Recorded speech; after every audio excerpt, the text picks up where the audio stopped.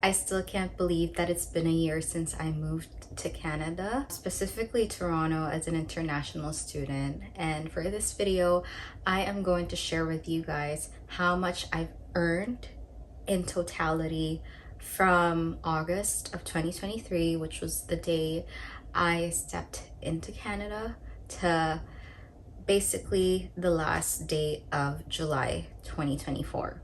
And that completes a year, a whole year. I can't believe it. So without further ado, let's head on to the video. Okay, so what I want to do here is to go month by month to kind of like tell a story of what happened, how I got to earn this much or this little in a span of 1 year. So of course, let's start on August 2023. August 2023, I landed here, I think either August 5th or August 6th. Of course, I wouldn't be able to find a job on the day that I landed here, right? But honestly, I expected for me to have a job starting September 2023, which was going to be my first day of classes, because based on the IRCC website, you're not allowed to work until your first day of classes. So I was like, okay, I'm going to start looking now for me to start working on the first day of my classes. But lo and behold, life doesn't work just how we plan it. So September, still didn't get a job, and then October, I finally got hired by two companies almost at the same time. I got hired in the middle of October, and then of course, since pays here are 2 weeks late, so the 2 weeks that I worked on the last 2 weeks of October, I didn't get paid until the second week or the first week of November, if I'm correct. So that's why I started earning on November 2023. So $1,300 is a lot for me. Earning that much was like such a shock to me, knowing that in the Philippines, if I do get an office job, I would have been paid less than what I got paid here. These two jobs that I got from these two companies are only menial jobs. So it definitely blew my mind and I was so happy. So the major contributor of this month's salary is my job in company one. By the way, the company one job that I have is not a retail job. Company two is a retail job. December 2023, I know it's so much. It's so much. I don't know how I got here. I apparently got $2,000 in salary, and my retail job was the major contributor. Maybe because I worked a lot of hours, especially during Christmas break, and I'm telling you, like, a lot of people were shopping in Christmas in December particularly. So I had to get on that wagon. Company two was looking for more people in the store, so I had to work that month. And then January came, it just kept on increasing. But this was only because I got the biggest bonus from company two. I think I got the $700 in bonus this January, because usually it's the second paycheck that they pay off our bonus, and that's a big bonus. Since I worked a lot of hours in December, they multiply it to the bonus that we're getting per hour, and that's definitely a lot. And then February, the major contributor now became company one, because I think I was getting 15 hours a week for 6 weeks straight.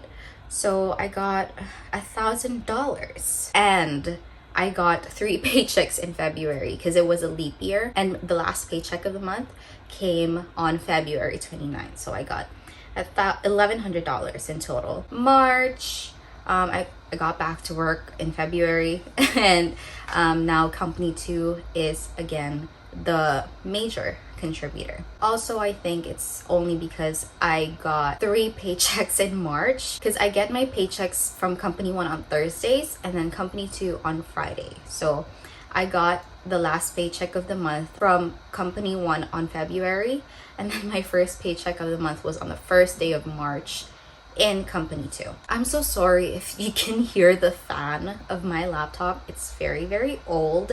It's hanging by a thread. Let's just pretend that you're not hearing any of that, okay? But anyway, let's go into April.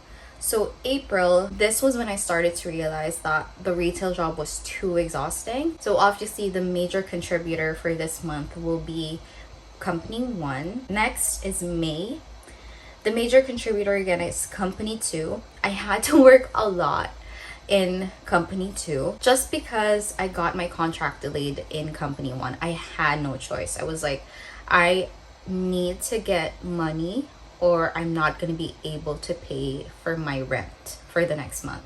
So I had to do that. As you can see here, it's only $951. It's like the lowest I've received my whole entire life here in Canada. So sad. I really hope this doesn't happen to me again, because that was a very difficult month for me.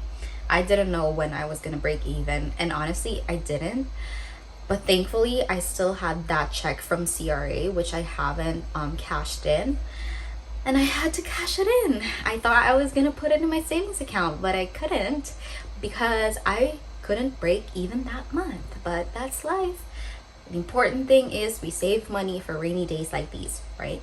Okay, next is June. This was when I got 24 hours a week at company 1. I started working there again, thankfully, and now I was earning a lot solely in company 1. And then July, of course, company 1 would be thriving because again, I got 24 hours a week of shifts in there. And for company 2, in the middle of June, I finally gave my 2 weeks notice to my manager. I was honestly asking to get transferred to a less busier store. I just didn't mind the bonus anymore. I didn't mind that I would be earning less money. I just wanted to be in a less busy store at that point. But the less busy store that I wanted to get into wasn't hiring at the time, so they didn't get to transfer me there. So yeah, I just tendered in my 2 weeks notice and quit on the last day of June. And then I just got the residual pay from my job at company 2.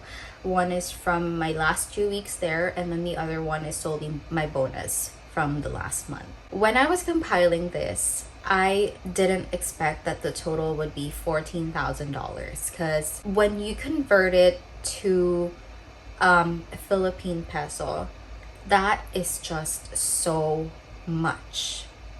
$14,000. Let's see. So look at that. If I convert it to Philippine peso, I technically earned almost $500,000. I mean, more than $500,000 in Philippine peso within a year. I mean, this is not even a year. This is just 9 months of income. But then you factor in the expenses. I live in downtown Toronto. Yep, that's the only explanation that you need. I live in downtown Toronto, and $14,000 is not, it's not that much. I'm gonna tell you that now. Company 1 obviously will be the winner in this case, because I quit company 2 on June and didn't work the entire July. But here's the thing, I've worked a lot of hours in company 1, but I was getting paid so well in company 2. I was only working weekends in company 2 and I could still earn that much.